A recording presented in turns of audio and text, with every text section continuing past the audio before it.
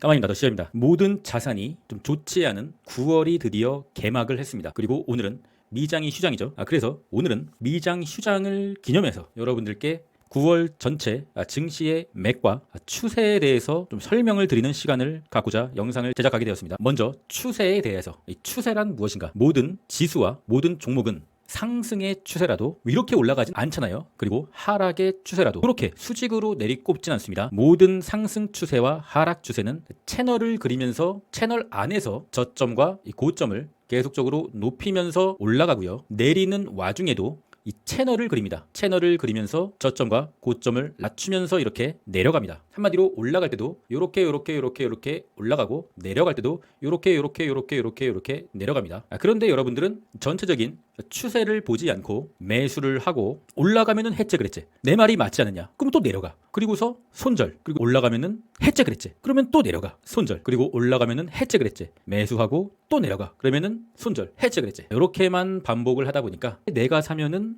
떨어지고 내가 팔면은 올라가냐, 뭐 이런 소리만 하는 거죠. 그 이유는 추세를 보지 못하기 때문에. 그래서 가장 좋은 매수 타이밍은 증시가 하방을 시작하고 하방의 채널을 돌파할 때, 그때가 가장 좋은 매수 타이밍입니다. 최저점을 못 잡더라도 하방의 채널 추세를 돌파할 때, 이때가 가장 좋은 매수 타이밍입니다. 왜냐? 하방의 추세에서는 최저점은 아무도 모르니까. 그리고 매도를 할 때는 언제냐? 여기서 샀다고 하면은 상승의 추세에서 채널을 이탈할 때, 그때가 매도 타이밍인 거죠. 현재 나스닥은 검정색 상단, 검정색 하단, 이 채널을 이탈한 상태, 그리고 다시 한번 오르더라도 이 채널 상단에서 저항을 계속적으로 받고 있죠. 저항을 뚫지 못한다고 하면 이제는 다음 채널 하단까지 내리게 되고, 요 채널 하단도 지켜주지 못한다고 하면 그 다음 채널의 지지를 확인하게 되겠죠. 그러면 이런 말 할 수가 있습니다. 토시저, 너는 이 4월에 저점에서 산 거를 매도 안 한다고 했지 않느냐? 실제로 매도 안 했어요. 물론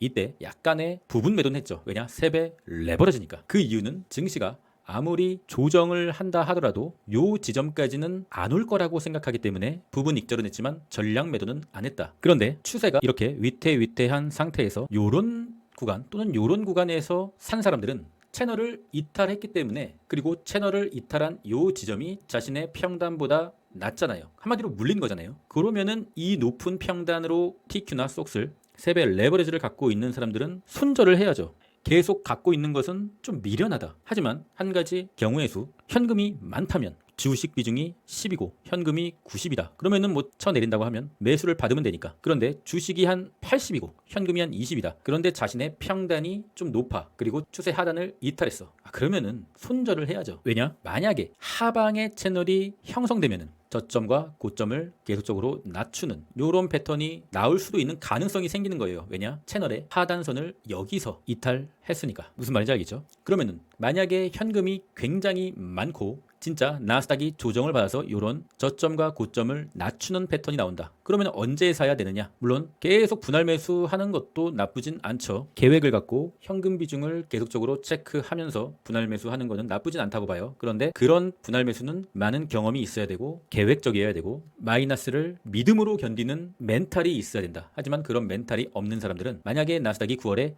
하방의 추세로 간다. 그러면은 이 채널을 옆으로 이렇게 돌파할 때, 하방의 채널을 돌파할 때 매수를 해야 한다. 그때 매수해도 이 최저점에 못 샀다고 아쉬워할 필요 없고, 이때 매수해도 늦지 않다. 그러면 이제 전체적인 증시를 한번 점검해 보도록 하겠습니다. 일단 나스닥은 현재까지는 명확하게 하방의 채널을 그릴 수가 없다. 현재 하방으로 전환의 초입일 수는 있으나 명확하게 하방의 전환은 아닌 겁니다. 엔비디아는 강한 상승의 추세 채널을 여기서 이탈한 거예요. 그러면은 평단이 애매하신 분들은 일단은 수익 실현을 해야 되는 거예요. 채널을 이탈했으니까. 그리고 이제 하방의 추세를 그리는 초입일 수도 있다. 반도체도 강한 상승의 추세 채널을 옆으로 이탈했다. 그러면은 힘이 좀 약해진 거예요. 요렇게 올랐다가 현재 요렇게 오르고 있는 거잖아요. 그리고 이제 요렇게 됐다가 요렇게 될 수도 있는 거예요. 그리고 나중에 뭐 요렇게 됐다가 요렇게 될 수는 있겠죠. 반도체 같은 경우는 여기서 하방의 채널을 돌파했을 때 여기서 산 사람들은 일단 버텨볼 수 있겠지만, 여기서 이렇게 산 사람들은 일단은 당연히 수익 실현을 해야 되는 거죠. 속슬 같은 경우는 상승의 추세 하단선에 정확하게 터치를 한 상황. 그러면은 여기서 산 사람들, 그리고 여기 간당간당한 사람들 채널을 이탈하면은 일단은 매도를 해야 되는 거예요. 뭔 말인지 아시겠죠? 채널을 이탈하면요, 테슬라는 상승의 채널을 만드는 것이죠. 그런데 여기 화요일 기준으로 323달러 요 라인이죠. 요 라인을 테슬라가 이탈한다. 그러면은 테슬라는 또다시 하방의 추세, 상승의 채널의 하단을 이탈한다. 그러면은 이렇게 될 수가 있는 거예요. 이렇게 올라왔다가 이제 뭐 이렇게 내려갈 수도 있는 것이죠. 그러면은 요 라인 323달러를 이탈한다. 그러면은 평단이 어설프신 분들, 평단이 높으신 분들은 일단은 손절을 해야 되는 거예요. 뭔 말인지 아시겠죠? 채널을 지켜주면은 일단은 평단이 수익권이신 분들 상승을 기대하고 좀 더 가져가 볼 수는 있겠죠. 코스피입니다. 코스피도 4월부터 계속적인 상승을 했다가 이제 요렇게 올랐다가 요렇게 눕고 있어요. 요렇게 눕고 있습니다. 그리고 이날이었죠. 8월 18일 상승의 채널을 이탈했다. 이탈을 하자마자 확 꺾이다가 이제 횡보를 하고 있는 거죠. 근데 횡보를 하다가 이 채널을 또다시 이탈한다. 그러면은 하방의 채널인 거예요. 코스피는 하방의 채널로 돌입할 수 있다. 그러면은 코스피 지수 상품을 가지고 있어서는 안 되는 거예요. 평단이 낮은 분들은 모르겠지만 이탈하면은 평단이 높은 분들은, 이런 높은 분들은 가지고 있어서는 안 된다. 코스닥입니다. 물론 코스닥 지수 상품을 홀딩하시는 분은 없겠죠. 코스닥은 지수 상품을 가지고 있어서 돈을 벌 수 있는 시장이 아니니까 그냥 개별주 단타만 해야 되는 개 같은 코스닥이니까. 코스닥은 현재 상승의 채널을 계속적으로 좀 그리긴 했었어요. 그리고 헤드앤숄더 만들고 상승의 채널을 이때 이탈하고 데드캣 바운스하고 오늘 또 크게 이탈했다. 코스닥은 이미 이때부터 사요나라였던 거지. 코스닥은 사요나라. 그리고 이제 코인인데, 코인을 할 때는 테더의 도미넌스를 확인해야 된다. 테더의 도미넌스가 오르면은 코인이 내리고, 테더의 도미넌스가 내리면은 코인이 오르기 때문에 반비례 관계라고 생각하시면 됩니다. 테더가 잘 때 내리고 있었어요. 채널을 그리면서 내리고 있다가 이 채널 상단을 돌파했다 말했잖아요. 이 채널 상단을 돌파하면 안 된다고. 돌파를 했기 때문에 현재 코인은 하방의 추세인 거예요. 테더가 이렇게,